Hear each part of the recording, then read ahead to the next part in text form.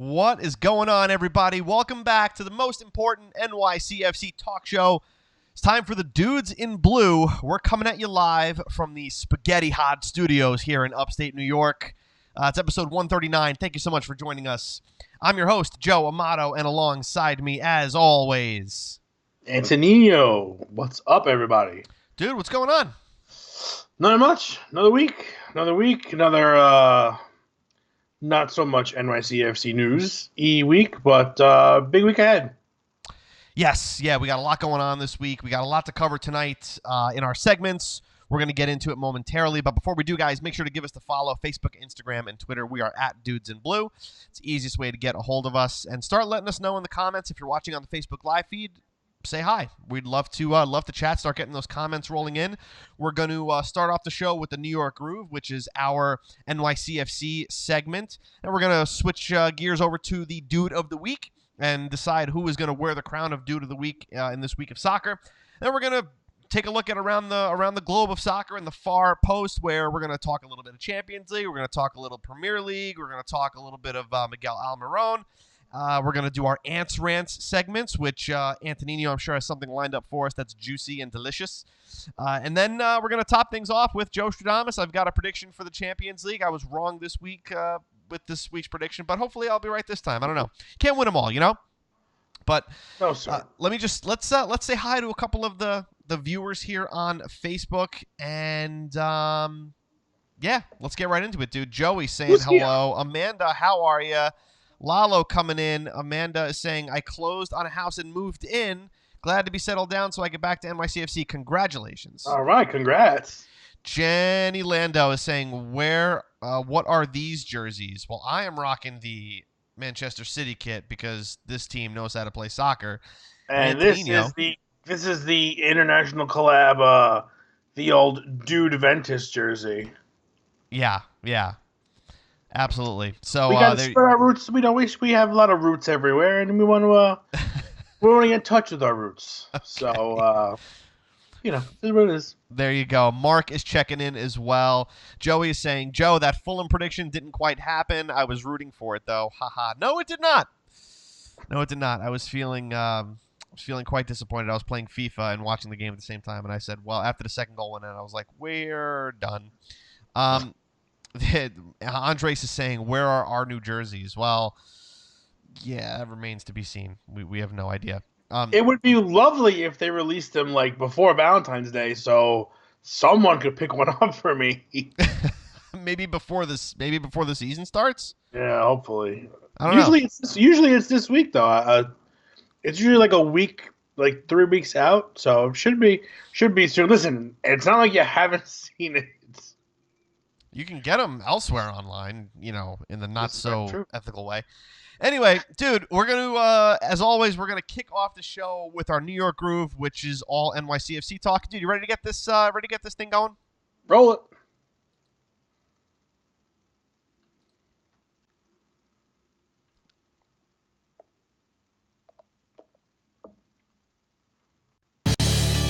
The New York Groove. Had a little bit of a technical glitch there, but we're back for the New York Groove, guys. So, all right. We had an NYCFC preseason match to go over. Now, did you watch this one? Because this is the one that I missed because it was, 8 o'clock on Friday morning when I was meeting with clients. So, I should have been doing work, but I wasn't. I was actually watching this one out of this eye. Again, it's really hard to take a lot of things away from these games because, our team is fresh. These other teams are pretty much, more towards their midseason form. So, good result. I mean, you're playing against a pretty solid team. For me, it was just, trying to get acclimated to new players and new positions and seeing how guys really, work around the pitch. And again, it's still going to take time for me to digest and process, what I'm seeing visually. Hopefully, with the next game or so, it should be a little bit easier. You got announcers, you can kind of like pick up who's doing what. A little hard with the feed. Although the feed was actually really clear. It's just that you don't really know you can't really see people. It's not like FIFA where the guy's got a ring around his feet and he tells you who he is.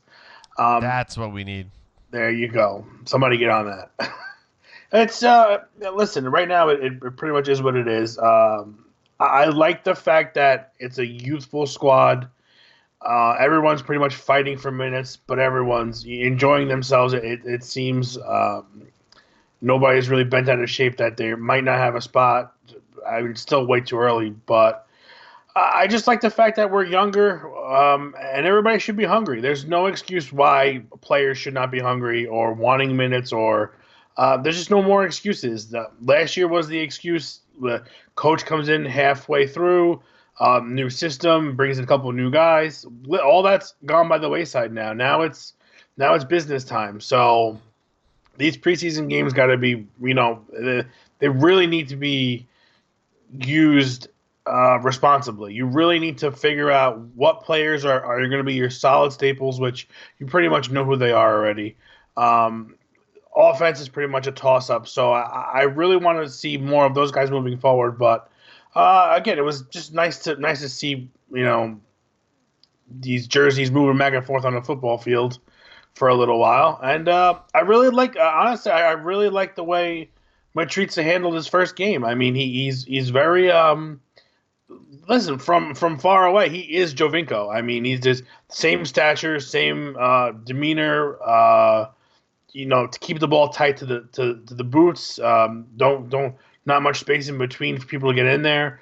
He'll draw his fouls, and the thing is, his work rate is really good too. He just keeps on the ball, and the goalie score was pretty nice as well. So I'm excited for that. I think if he could be consistent as a scoring threat, I think we'll have a good year out of him. He just really looks like Jovinko. Like it's just funny. Like that's his favorite player because they share that commonality of size and but he said that that's his favorite player and he molds his game after that. And listen, if we get a sliver of what Jovinko was, we should be in decent shape. I think when you drop that kind of money on a forward and a DP, you have a level of expectation. Oh, for sure. And for me, I want a 20-goal scorer. We need a goal scorer that's going to put up 20 goals because I'm sorry, dude, in Domez format doesn't strike me as everybody's going to score. We ran into issues with that late last season, and to be honest with you, dude, I don't see the squad's not that different. No. Not all that different from last season. So if you're putting a lot of weight on this one little man, he's got to produce, and you're putting a lot of money into this guy. He's got to produce. So I loved seeing him score in his first appearance in an NYCFC kit, which was fantastic. It was a great goal. He found the space. That's when you talk about Jovinko, I mean, he just seems like he can weave his way in and out of little tiny spaces, and he doesn't need that much room and doesn't need that much time on the ball.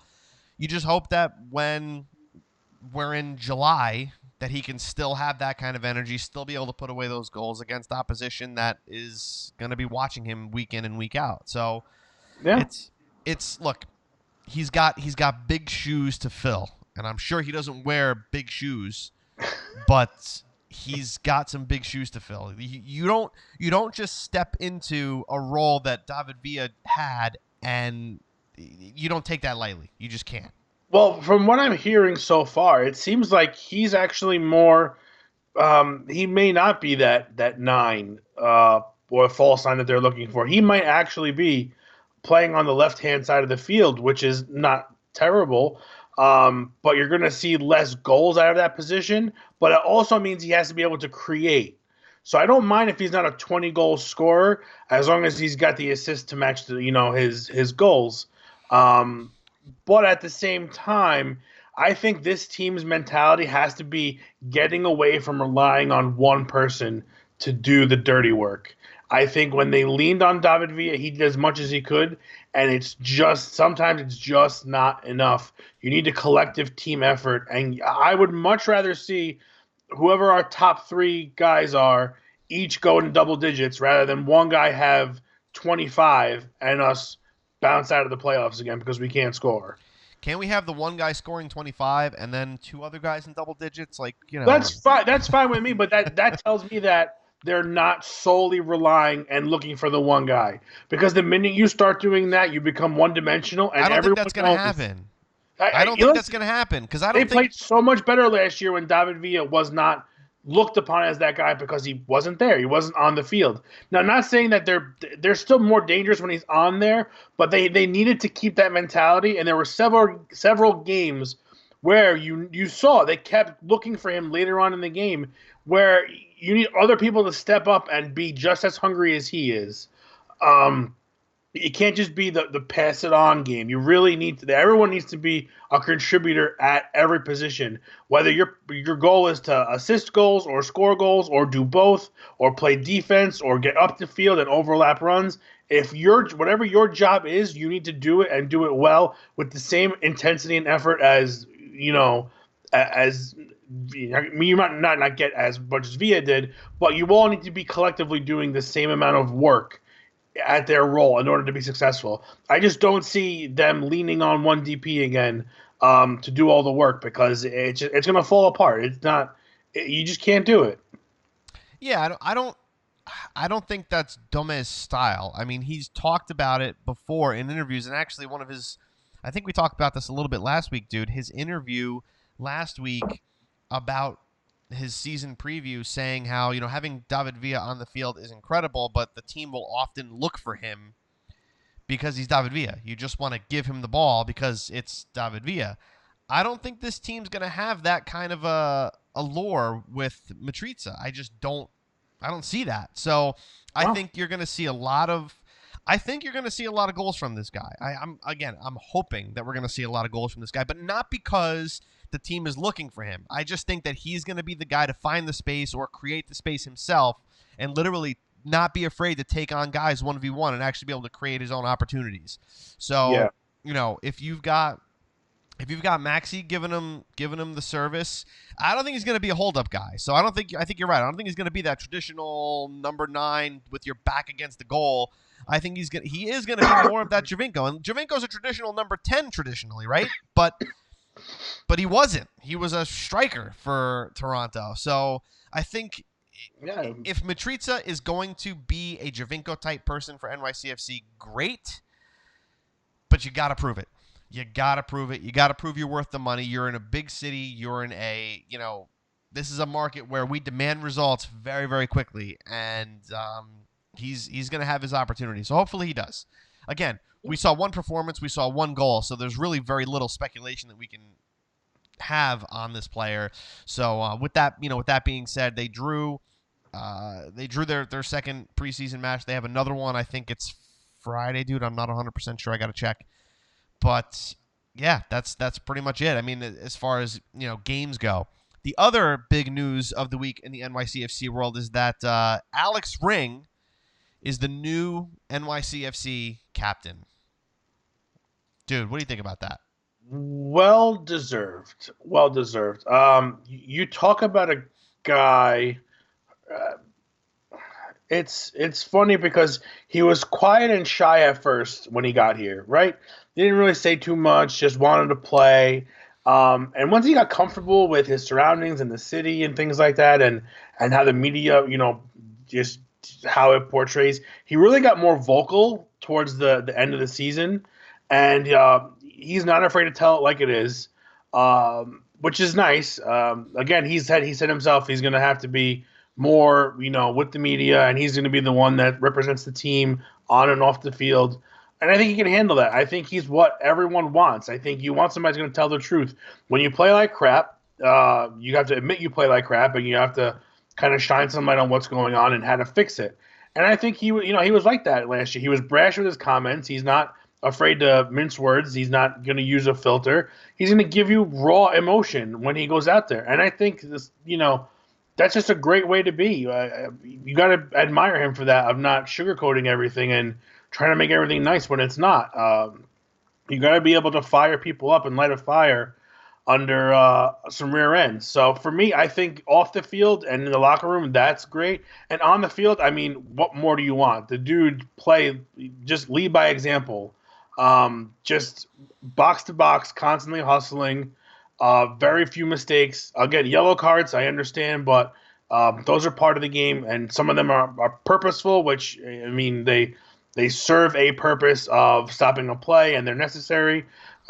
Knowing when and when not to do that is great on his part. Distribution-wise, I can see that getting a little bit better. But again, he's going to get more comfortable with his teammates year after year. Mm-hmm. He's here for a long period of time. He loves it here, and I think it's a really it's a match made in football heaven. Now, you got a great player on the field and a great guy off the field who likes where he is and likes what he's doing. It's a recipe for success. Let me get to a couple comments here, dude, about this. What we got? Amanda, of course, says ring leader. There you go. Roger says, I think he's perfect for it. I totally agree. Andre says, ring is my capitan. Joey says, the ringleader. Anyone who retires from international play to focus on league play is a perfect choice for captain. All of his interests lie with NYCFC, and that's great. I can't argue with you there, Joey. I cannot argue with you there. Some people might argue that, he's retiring from international football. That means that he's washed up, he's done, his career is on the end. But listen, when people, I don't see that. A lot of what maybe not people don't realize, but traveling in this league is so stressful because our country spans three time zones. It's very hard on the body. You play a lot of games in a short period of time. And then having to fly off to Europe or wherever your team is playing 3 or 4 times a season, it takes a toll on you. And you're already away from your family enough as it is. Then you're talking about taking a 2 or 3 week leave of, away from them, right, if they can't come with you because you're obviously trying to, grow your roots here and get your kids in school and find housing and things like that. For some people, family is more important. And to him, family is more important than a national team. And, there's no higher honor than being able to play for your national team. I mean, it's you are the best of the best at that time. You're worthy of it, and it's a great honor.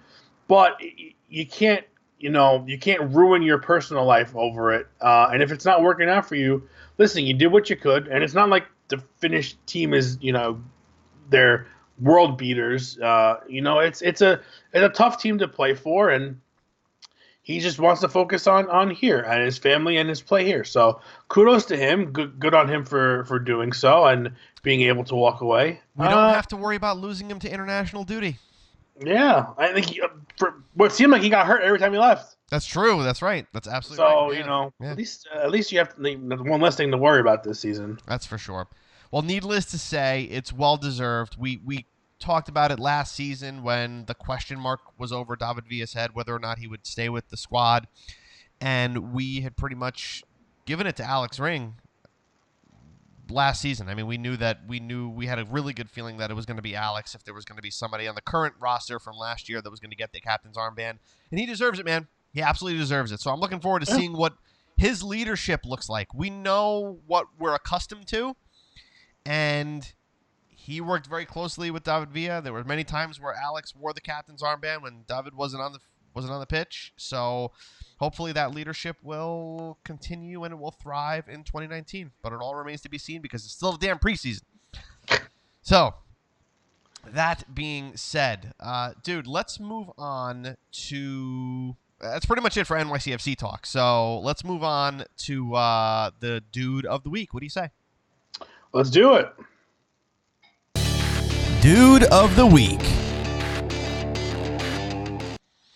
All right, guys, it's time in that part of the show for the dude of the week. This is the part of the show where we pick a player from the last week's performances to crown the dude of the week. Now, dude, who the heck are we going to give this to? Because I know... The greatest thing about this segment is that we're expanding away from just NYCFC, because let's face it, there were a handful of times last year where no one on this team deserved it. And again, I think if you're a fan of MLS, you're pretty much a fan of some other soccer at somewhere in the world. So the fact that we can expand this, it's just it leaves it. It's it makes it a little bit harder, that's for sure. But I don't know, dude. Where are we going? Take us somewhere with this. All right, so I don't really want to give it to an NYCFC player because when you look at it's preseason. Because it's preseason, you really can't take this too seriously. I would like to look across the pond to a little town called Manchester, and I would like to crown Sergio Aguero with the Dude of the Week this week. Now, in case you didn't know, Chelsea was absolutely annihilated by Manchester City in a 6-0 historic victory and historic loss for Chelsea. And Sergio Aguero had his hand in that, and specifically scoring 3 goals, picking up a hat trick. It was his 11th hat trick, which tied the record with Alan Shearer, I believe. And, dude, Sergio Aguero is disgusting. And this week, 110% proved it for me. Let us know in the comments what you think about this. If you saw the game, if you're familiar with it. But let me know, dude. What are you thinking here? Didn't he have a hat trick? Didn't he have a hat trick the game prior? It was 2 games ago. 2 games ago. Listen, can't be much more on fire than 2 hat tricks in 3 games. And I gotta be honest with him. I love the hair. The hair is fantastic for me. Just on the hair alone. Hair alone. We could do a segment on hair of the week between him and Pogba. We could totally have it down. No, I mean, listen, that game was just shows you how dangerous certain teams can be, and how if you're Chelsea, teams like that where you think you have your footing and you're in a good place, and all of a sudden something like that happens, and it is rough. And we know firsthand, we've been on the other end of that, So yeah, I mean, for me, probably one of the most noticeable game changers over the last week. So I'm good with that. I love it. Sergio Aguero is fantastic, and let's hope he keeps on firing on all cylinders there. Oh, for sure. So Sergio Aguero gets Dude of the Week. I think this might be the first time, dude, that we crown Dude of the Week for somebody over in the Premier League. Yeah. This might be it. I think so. I don't know. Joey's saying that first for us. Yeah. Joey's saying that he watched the whole game and Sergio Aguero missed an open net and then responded with an absolute stunner. Love that the players get mad at themselves and turn it around quickly. You're talking about Sergio Aguero, one of the world's best strikers. Some players, when they miss a chance like that early in a game over. It screws them up for the rest of the game. Yep. The freaking guy scores 3 goals in the game. Doesn't bother him. It's that kind of level that is world class. To me, this dude is top of the craft, world class. There are very few better than Sergio Aguero right now. And listen, that's like sometimes it's half the battle. Sometimes that mental ability of being able to erase the negative and or learn from it quickly and then forget about it and move on to the positive, that could be the difference between a good player and a great player. You saw it all too often with any sport. There are people who are so talented but are total head cases when it comes to playing that they just can't let the negative go, and it eats them up, and they're never reached full potential. And just to be able to, he knows he has the God-given ability, which is amazing. But to have it up here too I think this really separates the good guys from the great guys. Yep, and he's got it all.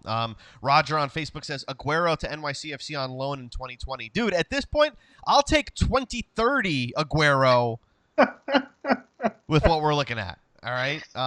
So congratulations, Sergio Aguero. I know he's watching right now. And He was waiting. He was waiting patiently Oh for yeah. this. So Aguero gets dude of the week for episode 139. Dude, let's move on to the far post. It's the part of the show where we talk a little bit more about the world's game and have a little bit of fun doing it. You ready? Yep. The far post. Dude, where shall we begin? At the beginning. Great. How about Champions League? All right. Oh, it's back. It's back. What are you what's on the docket this week for Champions League? What do we got going on? Pull it up here. Let's see what's going on here. I think the bigger ones you're going to want to look at. You're going to look at Liverpool Bayern, which is tomorrow at 3:00. You've got Man U PSG, which is tomorrow at 3:00. I don't know how the hell you're going to watch both games at the same time, but you will figure it out. Is that a challenge? Listen, one that could easily accepted. Wait, Liverpool? No. Am I wrong? Round of 16, Tuesday, 2:19. Oh, I'm sorry, that's next week. You're killing me, Sorry dude. about that. Tomorrow, here we go. Tomorrow's Wow. Man U and PSG. I cannot read. Tomorrow, Man U, PSG, and Roma Porto, 3 p.m. Eastern kickoff. And then Wednesday, it's Spurs, Dortmund, and Ajax, Real Madrid at 3 p.m. kickoff for both. I guess the two for me that have the biggest question marks of outcome are Tottenham, Dortmund, and Man U, PSG. Curious to see how Man U takes their momentum of the wins moving forward into this game. The interesting thing for me with the PSG game is that PSG is pretty much riddled with injury at this point. So they're without Neymar. Cavani. They're without Cavani because he just picked up a knock, I think, on Saturday or Sunday, right? Mm-hmm. So, this is going to be a test more so for PSG than I think it will be for Man United. PSG kind of tend to falter at this stage, at least in the Champions League level, whereas Man United is absolutely on fire. Ole Gunnar Solskjaer has not lost a game as the Man United head coach, and this is going to be his greatest test yet. I think it's going to be an awesome match. That's definitely the one to watch. Roma Porto doesn't excite me. I'm sorry, dude. It just doesn't excite me. Oh no, listen, you're preaching to the choir there. But that's, dude, United PSG is going to be absolutely phenomenal. I was supposed to meet up with a buddy actually tomorrow at 3 to watch that game, but we're supposed to get pelted with snow tomorrow, so I don't think that's going to happen. And then, so we might have to watch the Spurs Dortmund game or the Real Madrid Ajax game on Wednesday instead. But yeah, you got Spurs and Dortmund. Spurs, despite also being full of injury and international duties and things like that, have been able to eke out some wins as well. But Dortmund is also relatively on fire in the Bundesliga, so that's going to be a hell of a match. Real Madrid finally turning things around. Karim Benzema deciding that he remembers how to score goals. So Real Madrid Ajax is going to be a very exciting matchup. And then next week we'll talk about the fixtures next week. But dude, these are some pretty good games to watch here.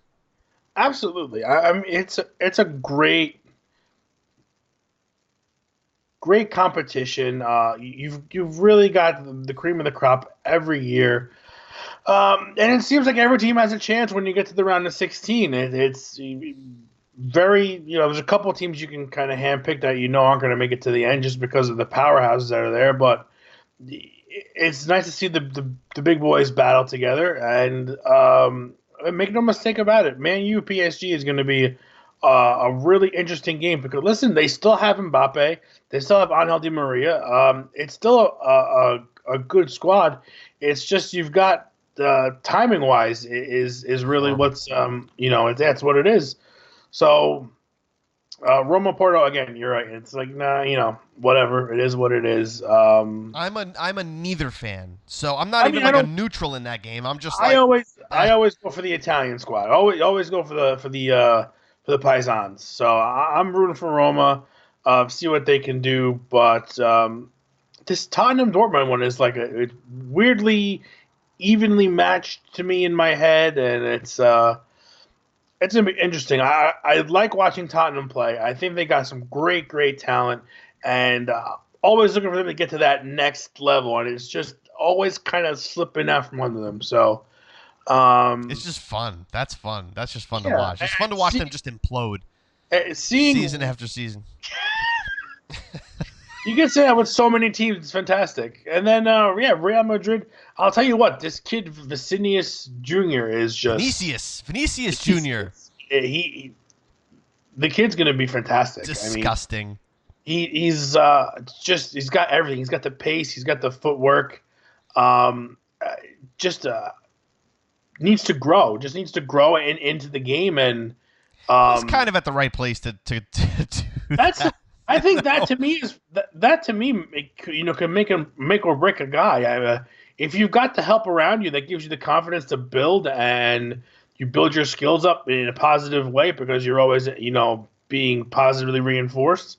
What more could you ask for growing up as a player? I mean, you're playing for one of the top, if not the top club in the world, alongside some of the greatest names, and you represent some of the greatest names that have played before you. It's very much like being a Yankee or insert other fantastic team. Yeah. It's a legacy thing, and it's nice to see. It's odd because I guess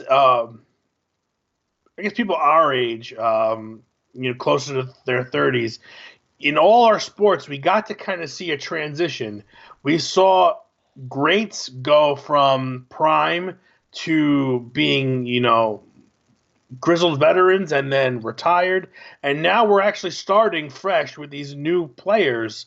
So these are the guys that we're going to be talking about, 20 years from now, where, oh yeah, I remember seeing this guy. He started playing here when he was, 17, 18 years old. The way we talk about Messi and Ronaldo now, these are the guys of the future. And for me, I'm enjoying the hell out of it. These guys are really, really fun to watch. There's just so much talent, and I feel like year after year, the talent just gets better and better. The kids get better and better, and they're more technically advanced, and they use technology to their advantage of training and strength training and conditioning, and these guys are just well-oiled machines, and it makes for really, really fun, soccer. Joey on Facebook says, besides Man City or Juventus, which team would you guys want to win it all? Man City or Juventus? It's hard for me. It's hard for me because I follow both. So it's tough. It's tough as a Juventus fan and a Man City fan to watch this and say that you want one or the other, but you do want one or the other. For me, I don't know. I mean, after what happened last year with Liverpool, you kind of want to throw them the bone, but that's I don't know. It's hard for me. I think for me, I would like to. Listen, Liverpool's been there before. A lot of these teams have been there before. But I think as of late, the teams that get all the glory, Real Madrid, Barcelona, Juventus, Man United to an extent. I think for me, I want the German league to get some love. I think they, as of late, they way back when they had their moments and they killed it, but now it's always pretty much the La Liga teams that are just they're dominating. So for me, my pick would be Bayern. I would want to see Bayern. Interesting. Bayern do some stuff. They got a lot of good players over there. I like James. I like Neuer. I think they're a very good squad. Very, very cool. Dude, let's move on here from Champions League. I hope you guys enjoy the matches tomorrow and Wednesday for sure. Dude, the last thing I wanted to get to in the far post here is that Almiron got his first minutes today for, I believe it was his first minutes for Newcastle against Wolves, and came on in the 72nd minute. Real Wolves? What's that? Like real wolves? Like they put him in against A real pack of wolves, like a whole pack of them, and he got out alive. Unfortunately, enough for him. But yeah, I just I just want to just point out that I love seeing a player that played in MLS for a couple of years, got noticed, got signed to a Premier League club. Yes, I understand it's Newcastle, but he's playing for Rafa Benitez, one of the world's, arguably one of the world's better head coaches, and he's actually going to be getting minutes there. You can see that he's actually going to work his way into the starting 11, and it's exciting to see that this was a player that was on the same field as the guys that we follow and talk about every single day. So for me, it's great. It's great for the league. It's great for him to get the attention because look where he came from. You got to watch where he came from and see where he's at, and it's pretty exciting. That's the path. That's 100% agree. That's the path that a lot of guys are going to look to take, and if he is successful, trust me, you're going to be seeing a lot more players like that come up, and you're not going to know who they are. You're not going to hear about them, but they will show up here. They will dominate, and unfortunately, they will leave. But at the same time, you can't be too upset because the league will be getting money from those players leaving, and you'll be getting another player equally as good coming in from somewhere else. So as long as I always say, as long as they can keep replacing the talent leaving with talent coming in, you root for the jersey. So I understand it's hard to get attached to a player and watch them go, but if you root for your club, it doesn't matter who it is. As long as you get a good product on the field year after year, and you're watching exciting football, that's really all that matters right now. And the league will build itself. You'll get people who want to stay. You'll get people who get so comfortable in the United States that it's just like, here I'm going to be.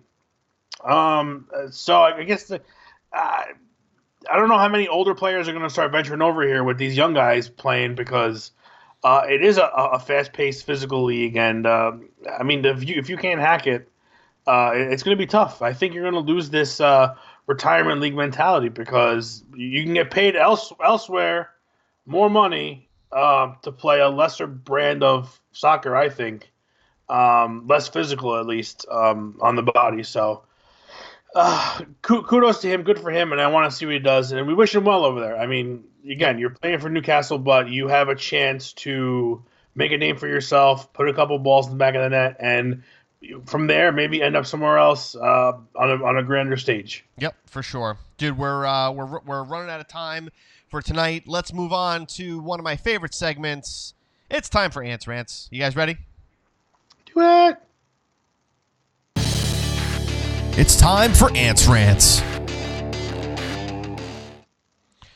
Dude, what's pissing you off this week? All right, so I got two things this week. Two things. Smaller things, but things nonetheless. First things first. We had Southampton versus Cardiff. Everyone knows Emiliano Sala was bought by Cardiff, found dead in a plane crash over the last week. Very sad, and for us, our thoughts go out to him. It's really really tragic. Never want to see that happen to anyone, whether they're on your team or not. My issue here is you've got two douchey fans from Southampton who are making airplane arms out maneuvers in the stands that are caught on the promo for the game. You have to be a special kind of asshole to you really do to use a death of someone step back. It's a game. Someone's life was lost senselessly, may I add. There's no reason to bring that into the game whatsoever. I don't care how many beers you had. There is no excuse for that. It's not funny. It's tasteless. It's classless. And listen, there are groups that pride themselves on being that way. I'm not for it. I never root for anyone to get hurt. You just don't. It's just not something you do. It's not sportsmanlike. And it's really disgusting to me. I really just find it like if it was their parent in the plane, I don't think anyone would, they wouldn't want anybody saying anything like that. So to me, just if you have something stupid like that in your head, sit down and wait till that feeling goes away. All right, just don't do things like that. Sick. It's moronic and just totally absurd. My second thing, a little bit lighter. Maurizio Sarri, after getting that ass waxing, as I'm calling it, decided that he's not going to shake Pep's hand. Nah, come on now. There's no need to, be a sportsman. Be a sportsman. You lost. You lost by a large margin. And remember, fantastically, he lost spectacularly. But listen, that's not Pep's fault. And you're really going to blame somebody for running up the score? Listen, at this point, no, you really can't. They're in a race for first place. They need the points. The goal differential could be a big difference to a lot of teams running down the stretch. So, listen, I'm sorry. Play better. But don't, again, comes down to being a sportsman. Like, be a gentleman, be a sport. Shake the guy's hand. Ask him what he did to figure you out and try to change it because it's bad. I'm all for. I love when two teams can be in the most intense battle on the field, and then the minute that final whistle blows, can be like best friends. One of my favorite things about this league is the jersey exchange after the games. That to me is like the coolest thing ever. If you want to see something awesome, go see Google Messi's like player exchange room. He's got every player he's changed jerseys his room like plastered wall to wall. It is like the epitome of sportsmanship. So just from me to you guys, if you have any stupid ideas or do you just want to be an a-hole, just don't do it. Don't do it. That's good. Don't do it. I will just to talk on the non-handshake. Pep did kind of brush it off in his post-match press. He was like, no, I spoke to his staff. He's fine. It was fine. He's a big baby. He's a big baby.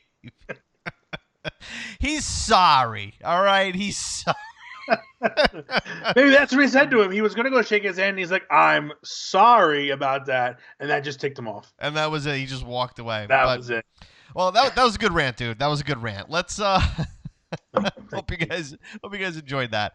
Dude, it's time for the final segment of the show. Before we wrap this bad boy up, let's do it.